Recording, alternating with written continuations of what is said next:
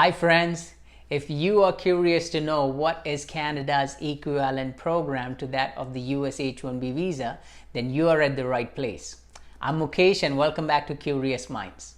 Today's video is about understanding what Canadian work permit is, how to apply for it, and how it is an easier way to get a Canadian PR for individuals with low CRS scores. If you watch this video till the end and feel like you have got some value out of it, please like this video and consider subscribing to our channel. And you can share this video with your friends and family whom you think might benefit from this information.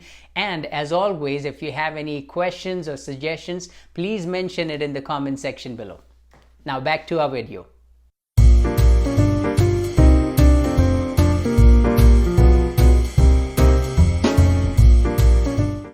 Over the last few years, Canada has become a prime destination for immigrants from all across the world, but especially from India and Indian professionals working in the US. Coming to Canada on a work permit is an excellent first step for those seeking to immigrate to Canada permanently. I say this because foreign nationals with Canadian work experience are not only eligible for permanent residency through Federal Skilled Worker Program, but also a number of other Canadian programs such as Canadian Experience Class and Provincial Nominee programs. There are two types of work permit. One which is called as an open work permit, and second is employer-specific or closed work permit. These work permits are issued jointly by IRCC and ESDC. The biggest advantage of open work permit are that you don't need to have a job offer, but open work permits are only available to individuals who meet these criteria. Spouses of international students, graduates of Canadian universities through post-graduation work permit, and spouses of Canadian citizens or permanent residents, provided that you are currently in Canada. The second type of work permit is the employer-specific work permit, which is comparable to the H1B visa in the United States. To be eligible for this type of work permit, an individual must have a job offer from a Canadian employer, which is supported by LMIA, which is Labor Market Impact Assessment, or the job offer must be LMIA exempt. For those who are unaware of LMIA, it is a document issued by ESDC which assesses the impact of hiring a foreign worker on the Canadian labor market. A positive LMIA indicates that there is no Canadian citizen or permanent resident to fill a position, therefore enabling an employer to hire a foreign national. This is same as filing a labor certification application in the United States. Now let's look at the steps for applying for a work permit. First, employer files for an LMIA through ESDC and gets a positive LMIA for that job position.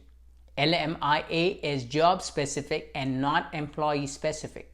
For example, if a Canadian company is looking for a computer engineer and is unable to fill that position with a Canadian citizen or a permanent resident, then they will have to apply for an LMIA to hire a foreign worker for that job position. So if and when this company finds a foreign national who fits this job profile, they can provide this positive LMIA along with a job offer. The next step is that the employee files for a work permit application and pays the fees of $155 for the work permit application and $85 for biometrics fee. The third step is getting your biometrics done after you receive a biometrics instructions letter. Biometrics can be done at the visa application centers all around the world or application support centers in the United States. The fourth step is getting your medical exam done. You may need to get a medical exam done if you want to work in health services, childcare, primary or secondary education, or if you have resided in certain countries for 6 months or more in the last 1 year. Check the link in the description box below to see if you need a medical exam. Step number 5 is receiving a letter of introduction and submitting your passport for a temporary resident visa if one is needed for you depending on your citizenship.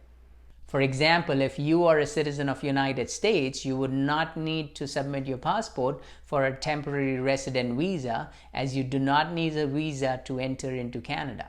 Whereas an Indian citizen would need to submit your passport because you do need a visa to travel to Canada. The last step is arriving at the port of entry along with this letter of introduction and your temporary resident visa, and getting your work permit document from the immigration officer.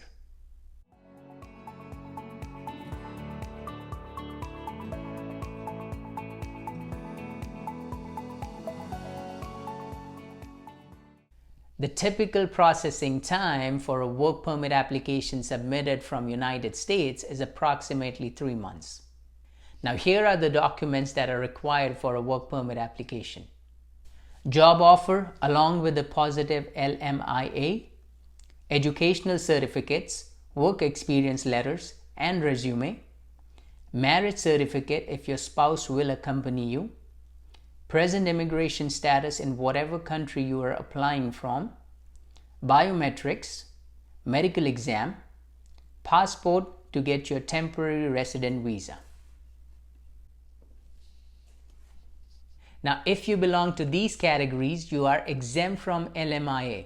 First is intra-company transfers at an executive or managerial position or an employee with specialized knowledge.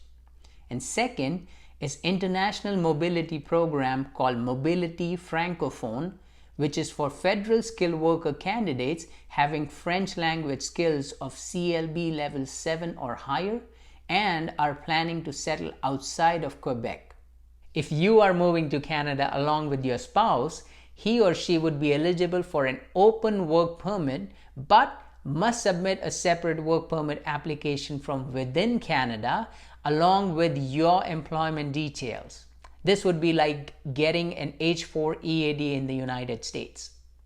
I hope this video gives you a good understanding of what the process of applying for a Canadian work permit looks like. The two biggest advantages of having a work permit are the security of knowing that you already have a confirmed job before moving to Canada, and second, your chances of getting a Canadian PR are higher because you would be eligible for Canadian Experience Class and some other provincial nominee programs after you work in Canada for a year. That's it for today's video, and see you in the next one. Until then, have a wonderful day and stay curious.